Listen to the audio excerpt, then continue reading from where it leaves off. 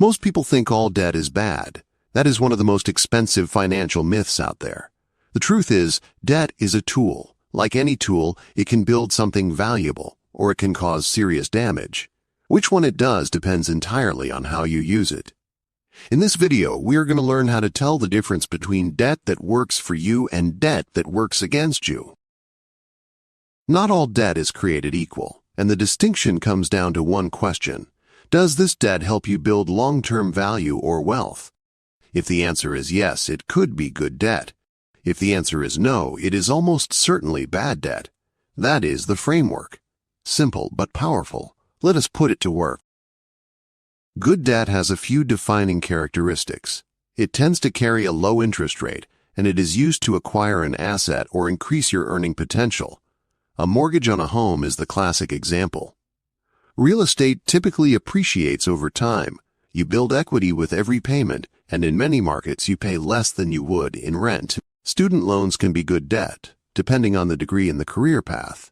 A qualification that meaningfully increases your earning potential can easily outpace the cost of the debt over a lifetime. A small business loan used to grow a profitable business can generate returns far above the cost of borrowing. And a low-interest car loan, if the rate is below approximately 4%, may actually make sense to keep rather than pay off aggressively, if your money is earning more invested elsewhere. Bad debt is the opposite. It typically carries a high interest rate, and it is used to buy things that depreciate or provide no lasting financial return. Credit card debt is the most common example. The average annual percentage rate on credit cards in the United States is now above 20%. Carrying a balance does not just cost you interest, it costs you the compounding growth you could have had if that money was invested. Payday loans are in a category of their own. Annual percentage rates can exceed 400%. They exist to trap borrowers in cycles of debt. Avoid them entirely. High-interest car loans are another trap. A car loses approximately 20% of its value the moment you drive it off the lot. A car loan at 10% or higher on a depreciating asset is pure wealth destruction. And buy now, pay later services, while convenient, encourage spending beyond your means and can spiral quickly if you are using them across multiple purchases simultaneously. Here is a useful framework for deciding whether to pay off debt aggressively or invest instead. If your debt carries an interest rate below what your money could reasonably earn by being invested, it may make mathematical sense to invest rather than pay off early. The S&P 500 has returned an average of approximately 10% per year over the long term. That means a 3% mortgage, in theory, is cheaper to keep than the opportunity cost of paying it off early. The key phrase is, in theory. Investing returns are probable, not guaranteed. Paying off debt is guaranteed. This is a framework, not a rule, and it is always worth speaking with a financial advisor about your specific situation. That said, this is why many financially sophisticated people carry mortgages while fully funding their investment accounts. The math supports it, as long as the interest rate is significantly below expected investment returns. Let us put good debt and bad debt side by side so you have a clear mental model. Good debt has a low interest rate. It increases your net worth over time. It builds or buys assets. It has a productive purpose, and the rate is below what your investments can return. Bad debt has a high interest rate. It decreases your net worth over time. It buys depreciating things. It funds wants, not assets. And the rate is above what your investments can return. Most debt falls somewhere in between. A car loan at 5% is not ideal, but it is very different from a payday loan at 400%.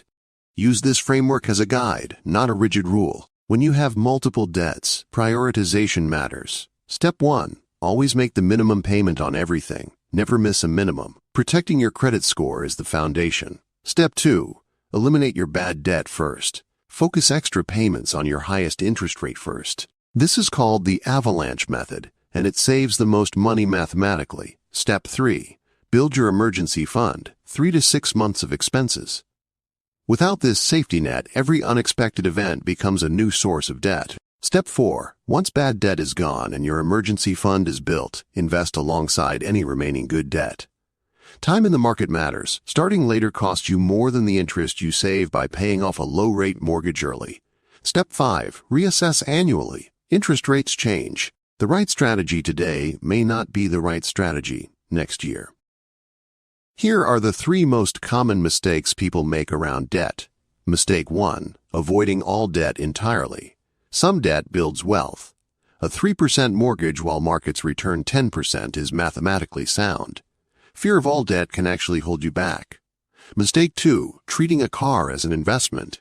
It is not. Cars lose 20% of their value in year 1. A car loan is almost always bad debt. The question is only how bad. Mistake 3. Ignoring interest rates. Carrying 25% annual percentage rate credit card debt while contributing to a 401k that returns 10% is a guaranteed net loss.